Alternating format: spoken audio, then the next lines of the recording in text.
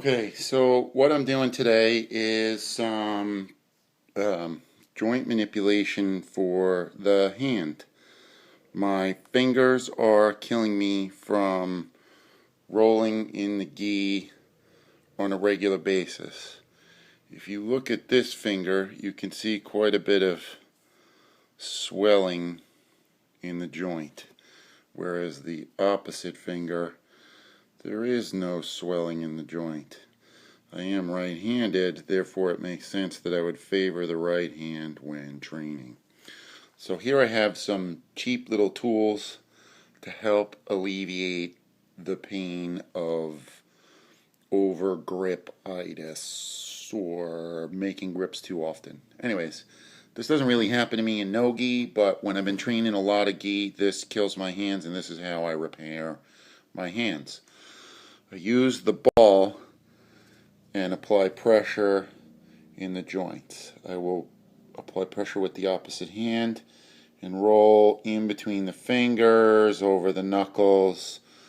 I'll even go so far as to roll down the joints to the fingers. It helps to get whatever's kind of gunked up in there and flushed out. This particular finger, earlier this morning when I first started having the issue, I could only get to about there, and that was in range of motion before the pain started, mostly in this knuckle and in this knuckle. The end joints don't really ever bother me too much. The fingertips are just numb to the gi anymore. So in working on it, I've actually been able to close the hand again, which is a good thing. So to start off with, I like to warm up the joints. I do a little rubber band work. Because we spend a lot of time squeezing, my primary goal is to work the opposite side of the tendons that run down in the wrist and up into the forearm. And I'll start out with putting the band around the fingers, and I loop each finger, trying to give an equal amount of tension between the fingers till I wind up on the thumb, and then I just open and close the hands. And I'll do, say, 10 repetitions of 10, trying to work the back half of the joint, the tendons, the muscles in the forearm. I'll open the hand, keep it open, do some static motion.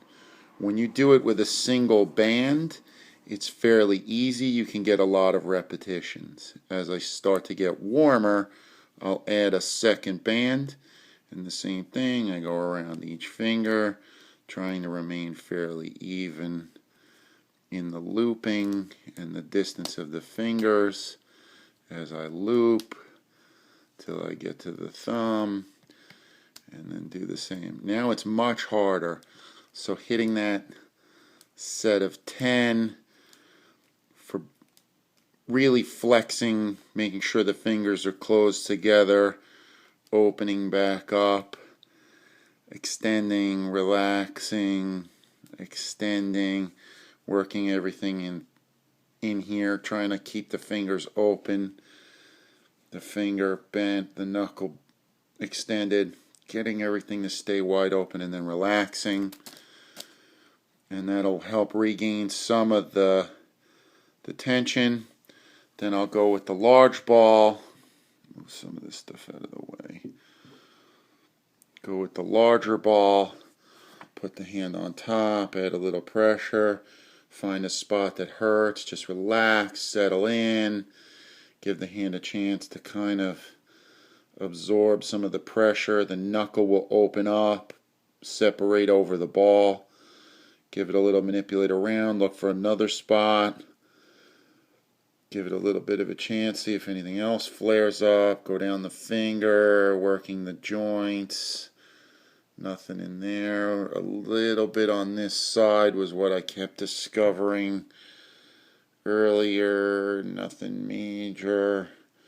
So then when I'm done with that ball, I'll move over to the smaller ball, which really gets into the joints, becomes more of a, yeah, there we go, becomes more of a sort of scalpel as opposed to the large butcher knife. So I find a spot, I give a little pressure, big deep breaths, try to relax, opening up the capsule all around the joint capsule, working in, hunting down those little spots. There we go, there's one. So then I'll open that up, give a decent amount of pressure, static hold, move around the joint a little bit, around the spot that was just bothering me, see if I can catch some more edges of it. And then by the end, the range of motion is pretty good. And as I definitely didn't drink enough water this morning. Suffering some dehydration because I've been rolling like a maniac every possible chance I get. I am, after all, completely addicted to jiu-jitsu like most people. Then I'll get these nice fat rubber bands, get them in Staples, buy a box. I think I'm down to my last, this is probably my last one. I break them all the time. So what I'll do with these is, see, broke another one. So I'll get a couple of them, loop them around the finger, restricting the blood flow in the finger a little bit. Try to catch around the joint, working my way onto the finger. Working through some squeezes with the restriction, helping to kind of sort of ungunk that tendon in the finger that's caught up and just all gnarly. And then usually by the end of 2 or 3 rounds of that, the fingers are starting to feel back to normal. Range of motion is good, no more pains. Give it a try. Tell me what you think. Like, comment, subscribe.